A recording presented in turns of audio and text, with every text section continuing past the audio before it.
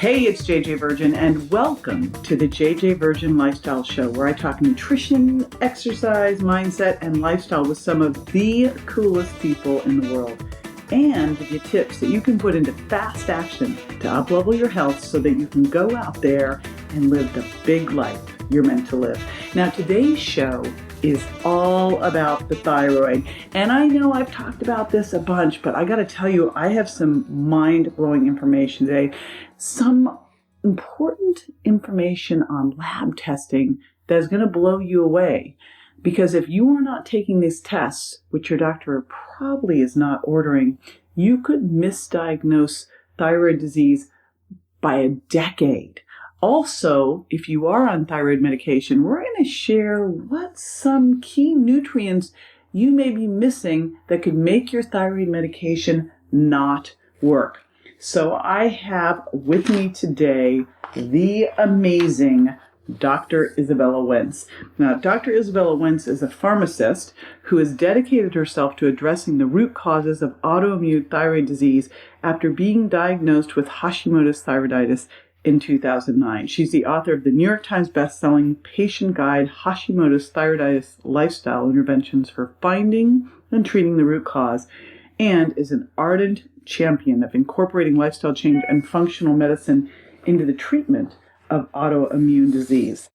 All right, and I know you are going to be blown away by some of the information she is going to share with you today. So, let's do it.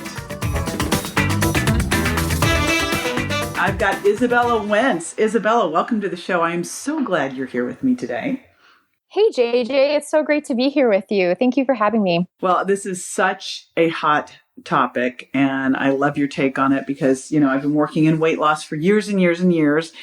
And most of my clients now are in their 40s and 50s. And man, it's hard to find someone that isn't being hit with some kind of thyroid condition. So I know we're going to talk about overcoming thyroid conditions and taking this root cause approach.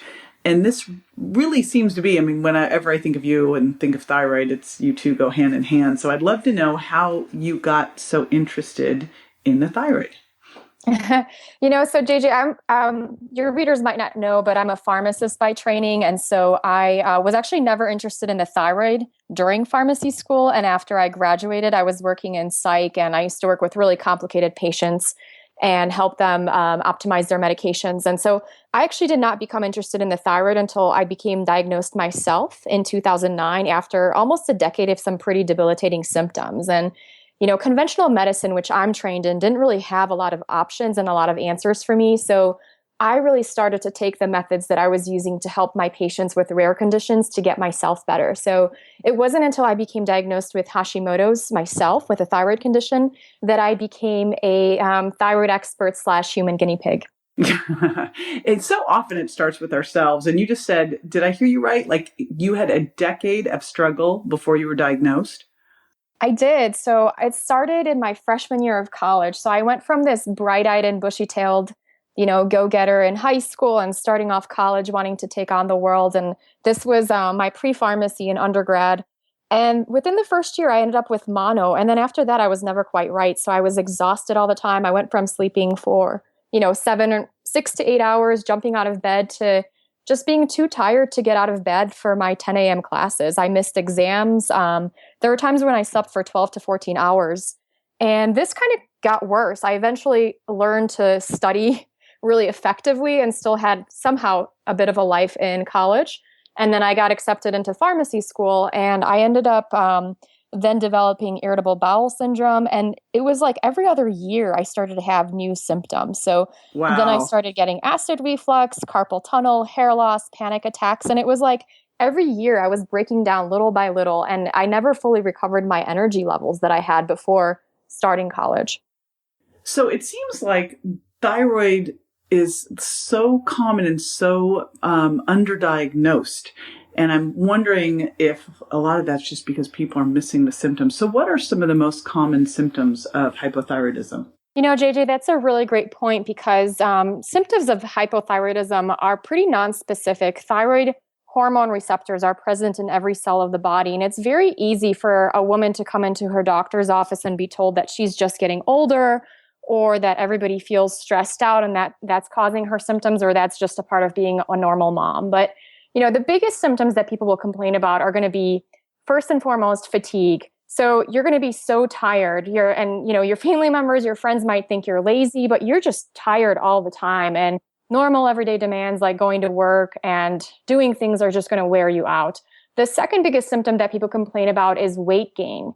Or an inability to lose weight. So women will eat the same kind of diet that they've been eating for a while and do the same exact level of exercise that they've been doing. And they'll just continually find themselves putting on more and more weight month after month. And then the other things that people complain about are going to be things like depression, any kind of mood disorder, lack of motivation, as well as the infamous brain fog, where you just can't remember anything. So you'll walk into a room and then you'll forget why. Or you won't be able to think of a common word like the word dog or cat. That's something I used to struggle with.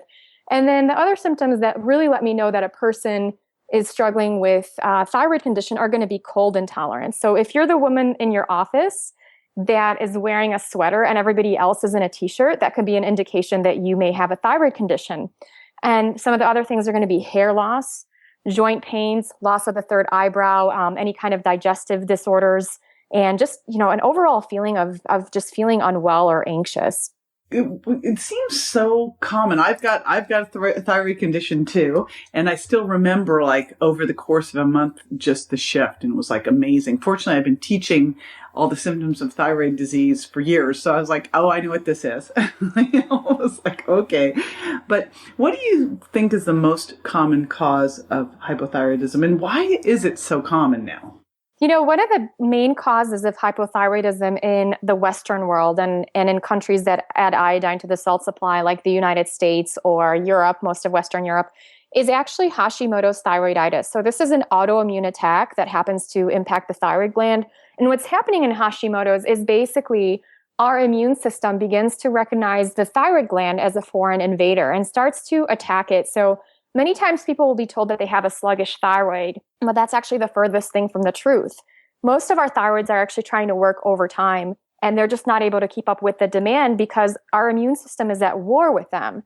And so 90 to 97% of cases of hypothyroid or low thyroid are actually going to be due to Hashimoto. So your immune system fighting against your thyroid gland. And, looking at what is causing these higher rates of Hashimoto's, one of them is going to be nutrient depletions or nutrient excess. So we know that iodine is a Goldilocks nutrient. So you need to have levels of it that are just in the right amount to prevent having iodine deficiency thyroid problems, which used to be the primary cause in the 50s. And then just a tiny bit more of the iodine can cause excess rates of Hashimoto's, because having too much iodine on board actually makes our thyroid gland work harder and produce all kinds of reactive oxygen species that causes damage to the surrounding tissue. And then things like toxins in our food and our environment, infections, they all contribute to the immune system imbalance that eventually leads to the attack on our thyroid gland. Well, I'm glad you brought up the iodine story, because there was, for a couple of years there, it seemed like such a heavy loading on iodine that was frightening out in the functional medicine community, So I don't know what kind of damage we did with that. So what are the tests? Because I see so often someone walks in and goes, well, my labs were normal, right? Or they were in the range. What are the tests that are essential?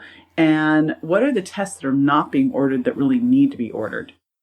That's such a great question. And I'll see so many people that will say, oh, well, my thyroid's just fine. My doctor tested me. And I was going through that myself, JJ. So when I was in pharmacy school, I was getting tested year after year and was told that everything was perfect. Everything was normal. And then I went back and ordered my lab tests and said, oh, wow, these were definitely not normal. So one of the screening tests for thyroid disease that is really great for advanced cases of thyroid disease is the TSH test.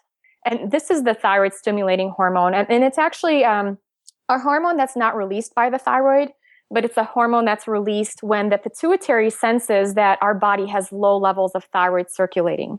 And so this is one of the things that will change and will be elevated when we don't have enough thyroid hormone levels on board.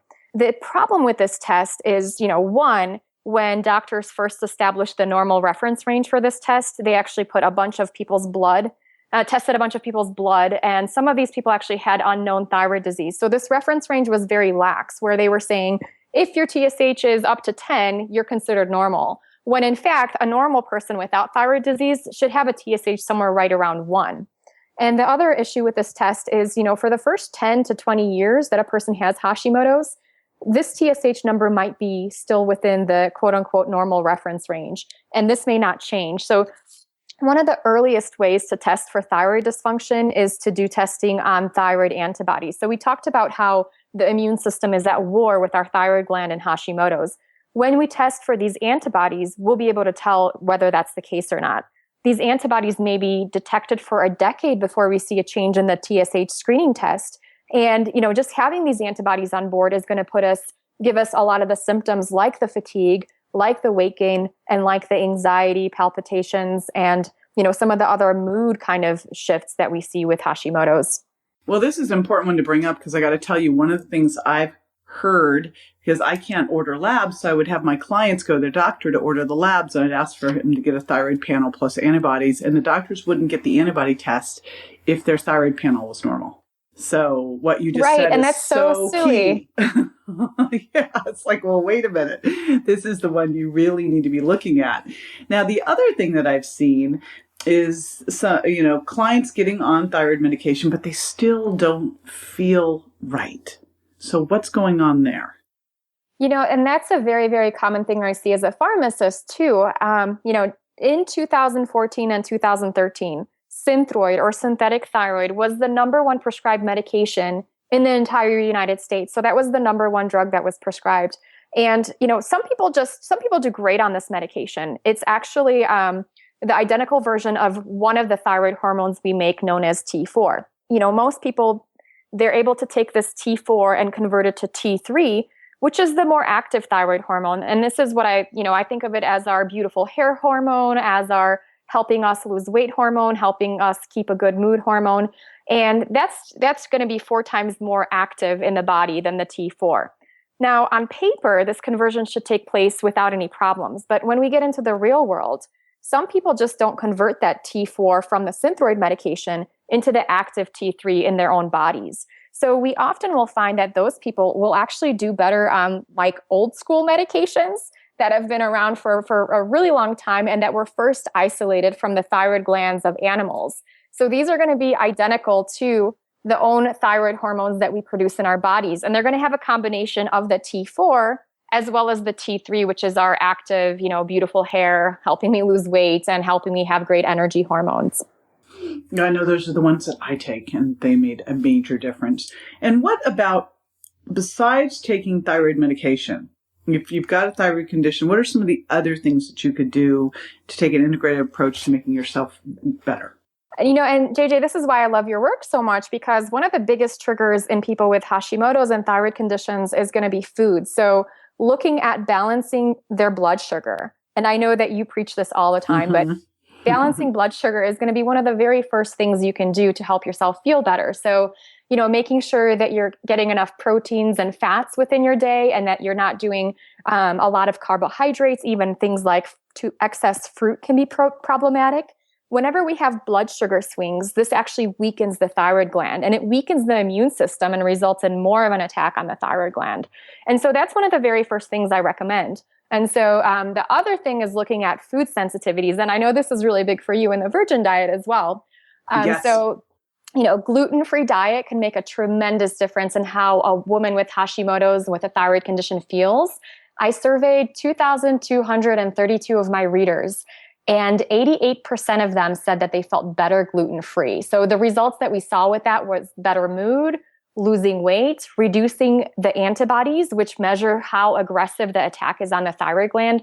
And I've even seen some people who actually will get into remission from their thyroid condition by going off of gluten. So then they don't attack their thyroid anymore, and they don't even have to take medications anymore in some cases. It makes so much sense with the role of gluten in autoimmune disease. And I'll tell you, I'm right there with the same numbers. It's right around 90% of people feel better when gluten's out of their diet. So I don't really understand why we do tests for gluten. Just pull the gluten out. That's the best test, right? And if you've got autoimmune disease, gluten has no place in your diet. Absolutely. And then some of the other food triggers are going to be dairy, soy, grains. Some people will react to eggs, nightshades, as well as seeds and nuts in some cases. And, the biggest ones I have people start with are going to be gluten, dairy, and soy. And for some people, that's a complete game changer. Mm-hmm. I had acid reflux for 3 years. And then within 3 days of getting off of gluten and dairy, that was gone. And I was like, wow, it could be that easy. And I had been on medications, 3 different medications for the acid reflux, and it would not budge. I know. Sometimes you hear this and you're like, you're so excited and so angry at the same time, because it's like, are you kidding? All these years and changed in a matter of days. And that's what I've seen when people pull those foods out that are hurting them. So both those things you just brought up, I love, especially the little saying about fruit, because I find so many people seem to think fruit's some free food. I don't know where we've gotten that urban legend from, but man, it can wreak havoc on your blood sugar. So absolutely. And then the other thing that I have people start with is looking at their nutrient deficiencies. So thyroid conditions are going to be a combination. If you're looking at the root cause approach and trying to figure out what's causing the condition and trying to potentially reverse the condition or slow it down or just live your best life with it, is looking at nutrient deficiencies, food sensitivities, your gut function, looking at whether or not you have infections, whether you have impaired ability to handle stress or impaired ability to get rid of toxins. And nutrient depletions are a very, very important part of that. So making sure that you have enough of selenium on board is going to be very, very helpful. I found clients with thyroid conditions, they do really, really well on about 200 micrograms of selenium methionine per day. This has shown to clinically reduce thyroid antibodies. It reduces anxiety. A lot of times women will say their hair will grow back. They'll feel more calm. It'll help them lose weight. And that's one of the first things I always start them with. And then also looking at getting their vitamin D levels tested, getting their B12 levels tested, as well as getting their ferritin tested. So ferritin is an iron storage protein, and this is oftentimes going to be depleted in thyroid conditions. And we actually need ferritin to properly activate and utilize our thyroid hormone. So you could be on medications, but if your ferritin is low, you're not going to be using them correctly. And then the vitamin D is very, very important in immune system regulation. So if you have very low levels of vitamin D, your immune system is not going to be working properly. And so we often will get people on these nutrients, in addition to that, we'll do B vitamins, and then people will just start feeling better. So they'll be on the same diet, the same dosage of medications, and we'll put them on a B vitamin that has B12 and then thiamine in it. And they'll start seeing their fatigue levels improve, and they'll start seeing a lot of their symptoms get better. So this is one of the first things that people can start doing, and they can do this within their own doctor. So you don't have to work with a functional medicine doctor. Usually these things are going to be covered on insurance, these types of tests, and then you would just have to get supplements, and you can do that usually on your own. I love that you brought up the ferritin one too, because that's an interesting one that we don't think about much. And you might even be eating grass-fed beef and taking vitamin C to help with the uptake, but still have to supplement with additional iron if you've got thyroid conditions. So that was one that I wasn't aware of until I found it out myself. So I was like, where'd that come from? And I never had that problem until I had a thyroid condition. So it was sort of interesting. So I love that takeaway. Now, I know that you have something cool for everybody. So I'm going to send everybody to thyroidpharmacist.com/gift, right? That's where they go, right? Thyroidpharmacist.com/gift. Tell everybody, Izabella, what the gift is that you've put together for them.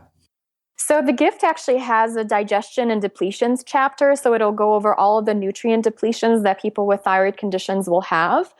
One of the big ones, and one of the reasons why people with thyroid conditions will have a depletion in their ferritin levels, could be due to low stomach acid. So I'll also talk about using a supplement known as betaine with pepsin to give you more stomach acid that can really help boost those iron levels. And even more so, it makes a dramatic difference in your fatigue levels. So I went from sleeping like 11 hours a night on thyroid meds to 8 hours a night after starting the supplement. So that's going to be a huge one. I'm so glad you mentioned that. Gosh, yeah, that was a life changer too. it's such a game changer. And I've got information on how to use that. Then we have the thyroid diet quick start guide. So if you're just trying to get started on eating the right way for thyroid, like you talked about things that you learn the hard way. And I've learned a lot of things the hard way too. So when I first started with my thyroid diet, I was doing all kinds of foods that were sending my blood sugar on a roller coaster because I was doing gluten-free junk food. So this quick starter guide has information on how you can get started on this diet without making all the same mistakes that I made when I was first getting started. And then we have 10 nutrient-dense recipes to get you started on your healing diet. Awesome. I love that. And I just so appreciate you joining me here today, Izabella. And again, I want to remind everyone listening that if you go to thyroidpharmacist.com/gift, you can pick all of that information up. And I know we've had Dr. Alan Christensen on too. You two work together. You complement each other so well. And you've given us some new information that I have not gotten out into my community ever before. So I hugely appreciate that. And just to let everyone know, after the break, I'm going to be answering a listener's question. So stay with me. One of the number one reasons people have food intolerances is due to a leaky gut. But when taking out the offending foods and replacing them with healing foods isn't working fast enough for you, what can you do? This is where JJ Virgin's Leaky Gut Support Formula comes in. This blend of therapeutic nutrients promotes proper intestinal function, helps heal ulcers, reduces inflammation, and supports regular bowel function.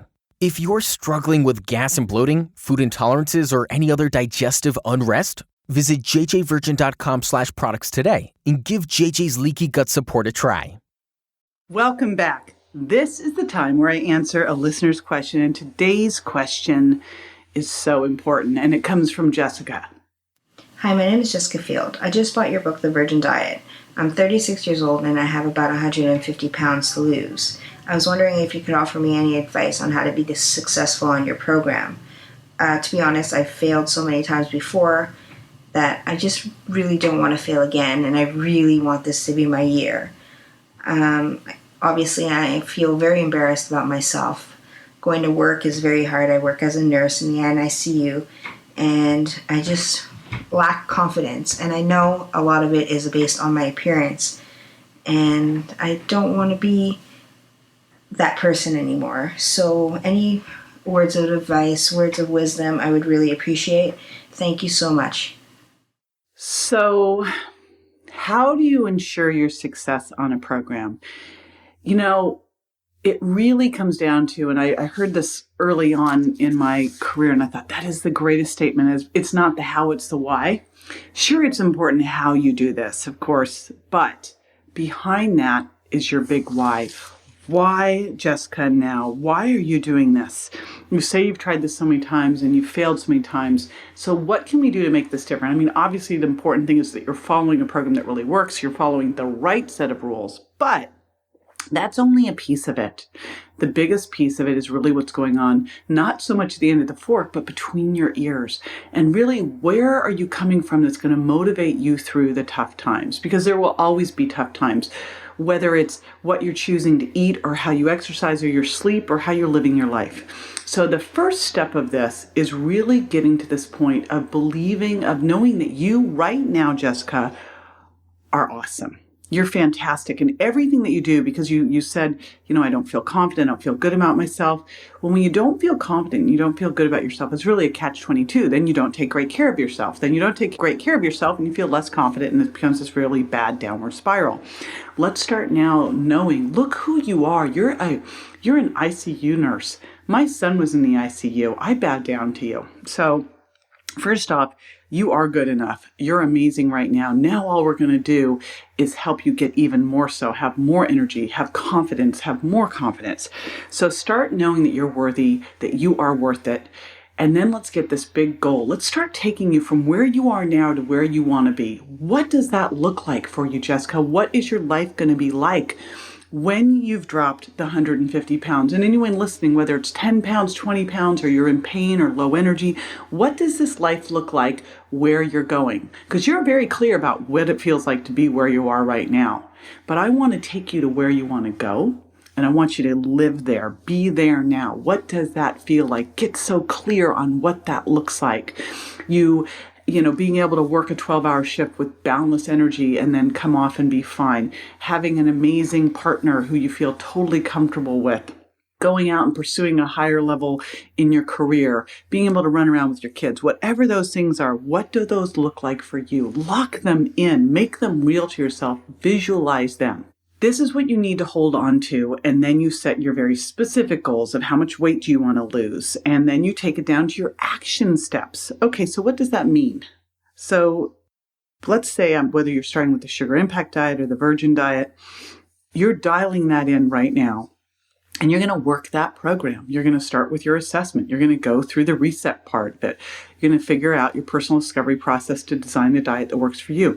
You're going to make sure that you're getting your sleep. You're going to make sure you're getting your water. Step by step, what are those things that you do? And a couple things will help really lock in that success. Number one, journal. Commit to this. This is something that I do every single day without fail, is that I get up and I intention in my journal.